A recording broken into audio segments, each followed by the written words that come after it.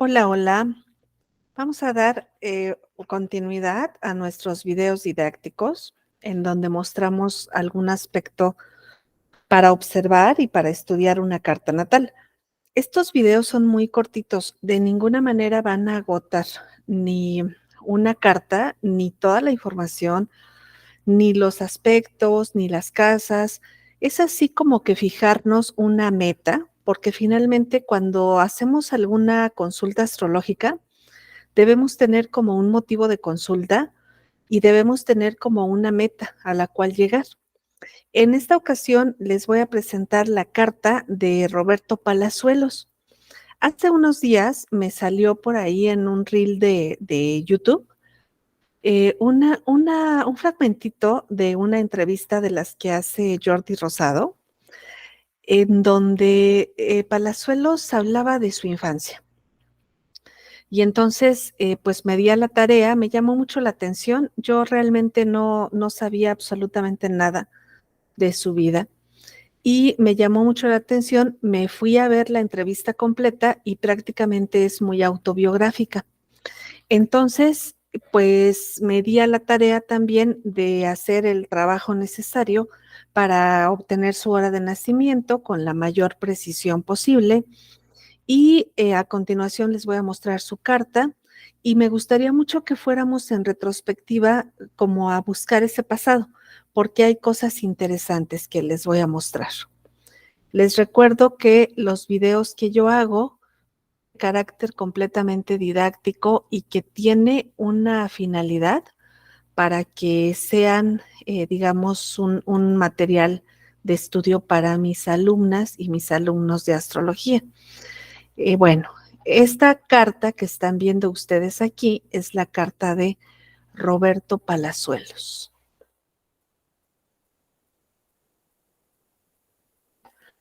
Bueno, eh, él refiere en esta entrevista que tuvo, digamos, mucha hostilidad en el pasado en cuanto a pues a una herida de abandono muy grande, que como tal, pues era como estar entre dos casas, ¿no?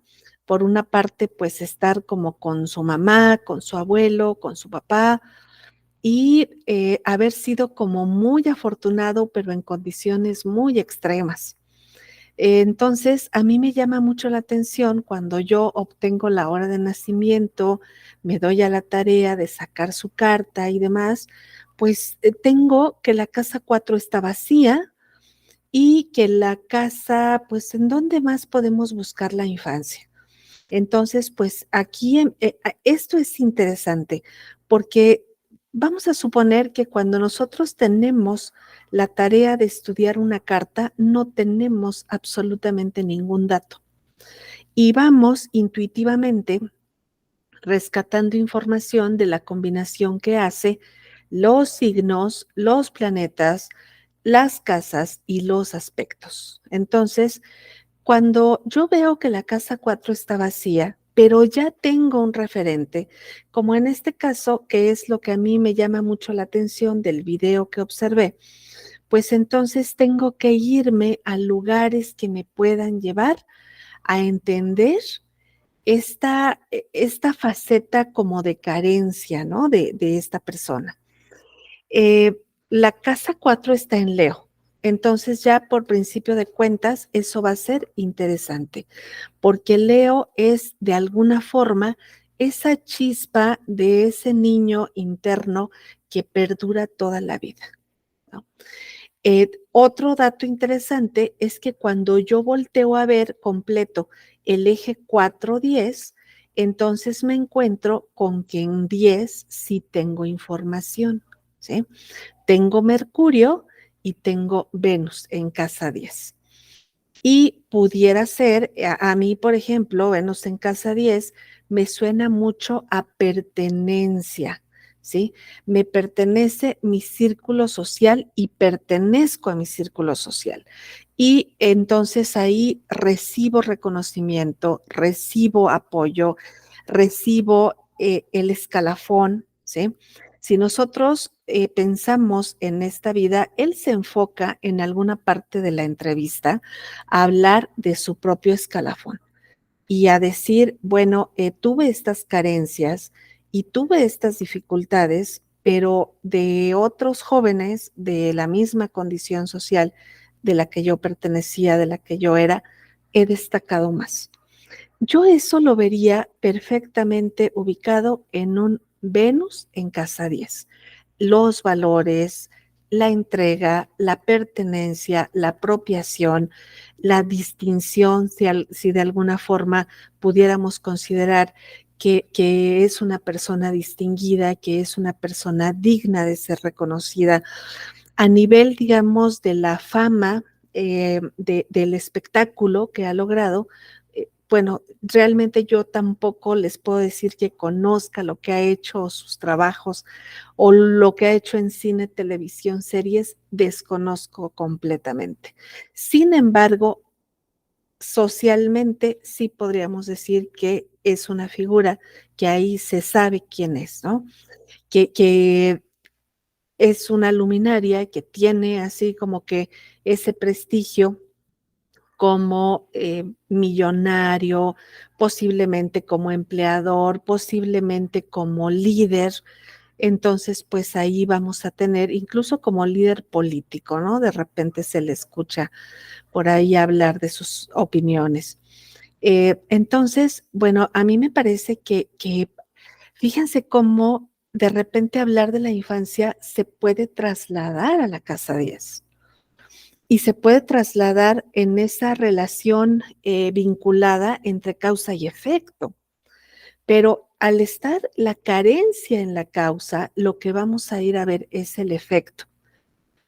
A mí particularmente, puesto que se me hace bastante desconocido, particularmente me gustó cómo habla, cómo se expresa, esa elocuencia, ¿no?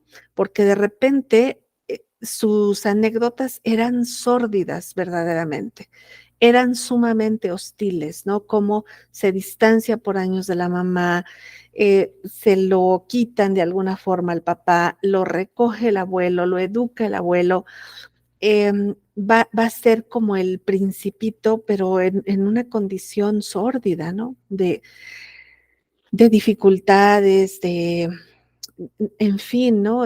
Una serie de situaciones realmente difíciles y el cuate lo dice con elocuencia, ¿no?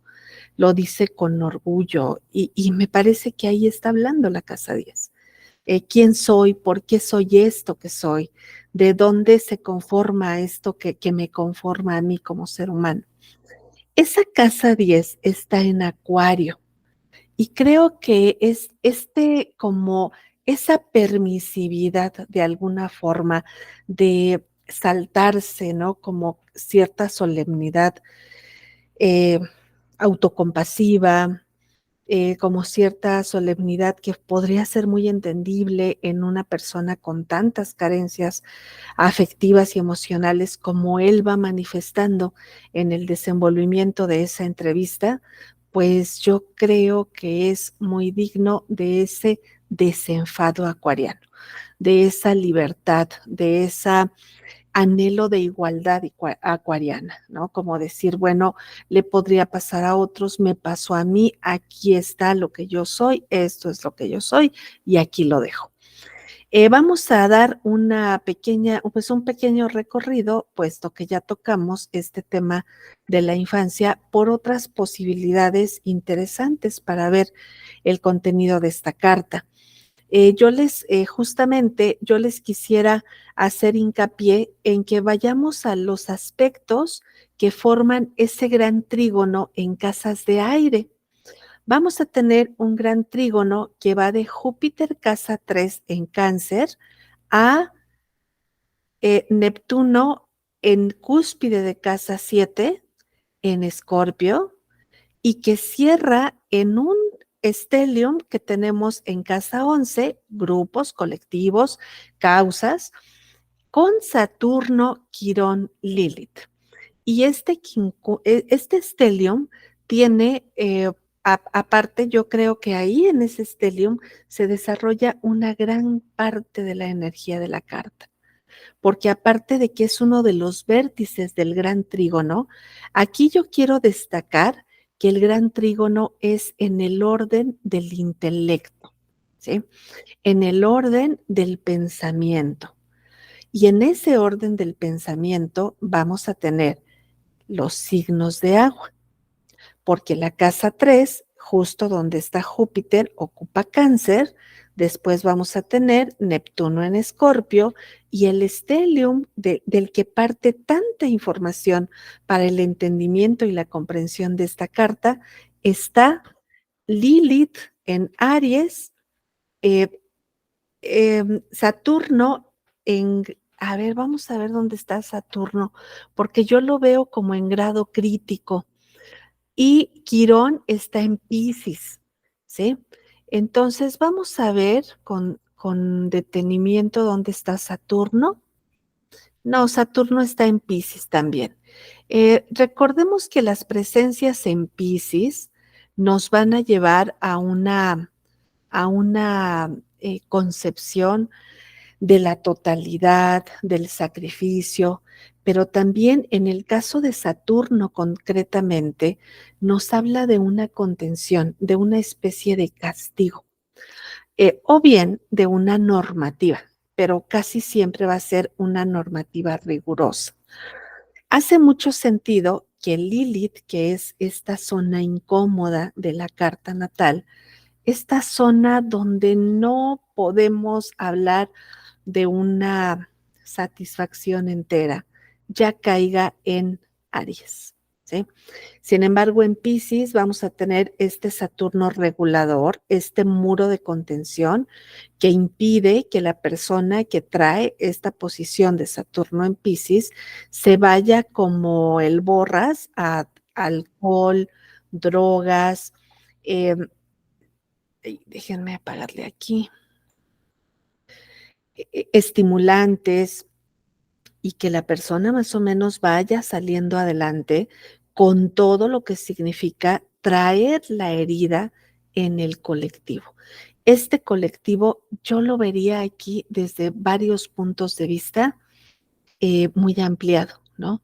Es el colectivo familia, es el colectivo amigos, es el colectivo escuela, es el colectivo social y me parece que este cuate Roberto Palazuelos pues ha ido como en escalafón, cada vez como la piedrita, ¿no? Que va impactando como cada vez más hasta llegar en algún momento dado a posicionar sus opiniones, ¿no? Como un líder de opinión y pues de repente tiene este impacto, ¿no? No es un junior, ¿no? Que podemos ignorar por completo, es una persona que causa un eco social y que ese carisma muy posiblemente le llega, por supuesto, de ese Sol, Fortuna, Mercurio en el medio cielo, ¿sí? Ahí está todo ese impacto social, ese sentido de la vida que se va a buscar desde Casa 9. Casa 9 comparte Capricornio con Acuario. Y entonces esta combinación de Casa 9, Capricornio, Acuario, pues nos va a llevar, él es Acuario, ¿no?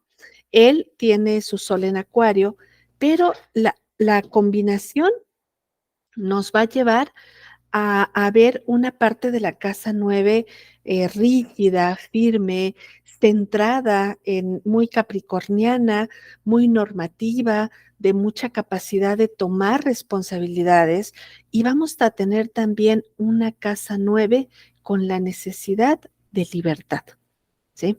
Con la necesidad de sobresalir sin o de destacar sin sobresalir, ¿no?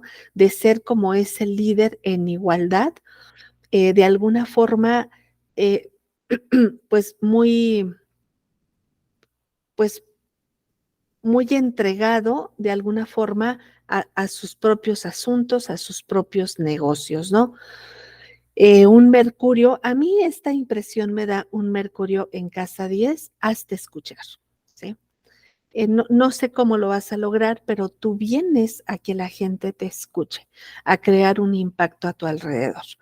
Entonces, es un stellium potente, brillante, y bueno, pues ahí tendríamos, ¿no? Este asunto. Bueno, ¿qué más está interesante? Es muy interesante la carta, si ustedes se dan cuenta. Tenemos un infortunio en casa 8. eh, yo lo asociaría con esa capacidad de pérdidas, ¿no? De alguna forma, de resiliencia, de los duelos. Ahí hay, yo les invito a que escuchen esa entrevista porque tiene mucha conjetura de alguna forma de una retrospectiva de duelos que impactan mucho a una persona. Por ahí en alguna parte él narra que una ocasión pues no le dieron dinero para ir a la fiesta, ¿no? Al antro, no sé, ya no me acuerdo. Y entonces él se queda como con una frustración enorme.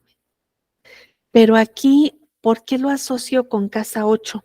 ¿Por qué lo asocio con infortunio? Porque esa frustración lo lleva a un descubrimiento interno de decir, es la última vez que me pasa esto. Yo totalmente veo ahí un espíritu sagitariano, que es, con tus restricciones no me vas a controlar, me vas a liberar. El infortunio, la cruz del infortunio no es lo que nunca nos va a salir en la vida, es lo que nos cuesta más trabajo. Y muchas veces lo que nos cuesta más trabajo es lo que mejor nos sale. Entonces, aquí hay libertad, pero también, aparte de mencionar este duelo, también hace mucho sentido que la casa 8 se manifieste como los bienes ajenos. Porque entonces le dice a alguien, ¿no? Al padre, no sé a quién, al papá creo, le dice, dame dinero para ir de fiesta, y el papá le dice, no. ¿Qué es la casa 8? ¿Cómo usas los bienes ajenos? ¿Cómo usas el dinero ajeno? Y en ese momento, él como que le cae este balde de agua fría y dice, no puedo depender, ¿no? De lo ajeno. Y es como que un camino directo a esa liberación que según él mismo, pues después va relatando que esa liberación resulta traerle muchos más éxitos que a cualquier otro de su generación y de su círculo social. Y pues bueno, me parece sumamente interesante también la conjunción en Virgo que aparece en casa 5 y tenemos una oposición interesantísima en el eje 5-11, parte del mismo stellium que hace rato les mencionaba, casa 11, Piscis Aries, y llega hacia Virgo, en donde está esta conjunción dos transpersonales.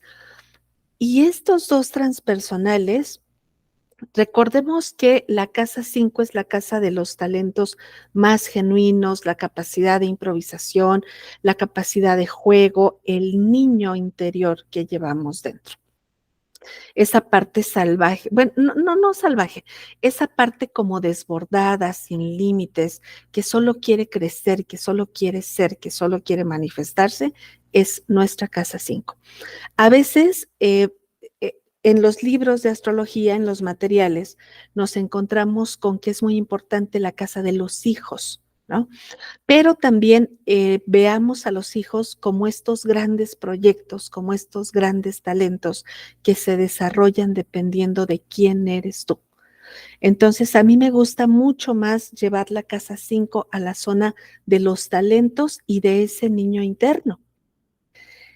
Eh, una casa 5, Urano, aquí va a tener un papel de mucha innovación, de mucha creatividad desbordada, que a veces hay que ponerle, es muy importante que tire algún aspecto hacia el exterior, porque un Urano en su forma pura en casa 5 podría ser muy desbordado.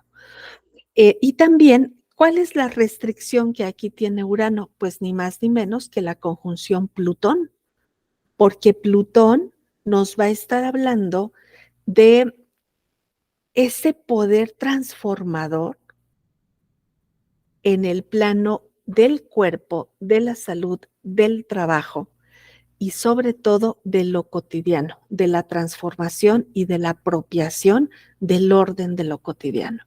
Entonces es como esta zona de desastre donde todo puede ocurrir. ¿Y quiénes son? ¿Cómo se manifiesta de repente un Plutón en casa 5 con mucha restricción a ese niño interior? Con mucha reprimenda, ¿no? Constante, sistemática y demás. Bueno, pues faltaría que revisáramos este asunto. De eso ya no tengo elementos porque a lo largo de toda la entrevista no se profundiza en el tema de pareja. La casa 6 está Libra, Escorpio.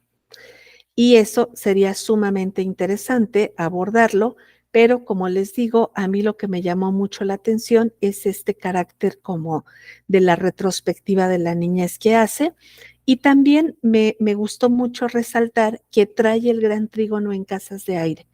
Es decir, su tabla de salvación de Roberto Palazuelos es el intelecto, la inteligencia.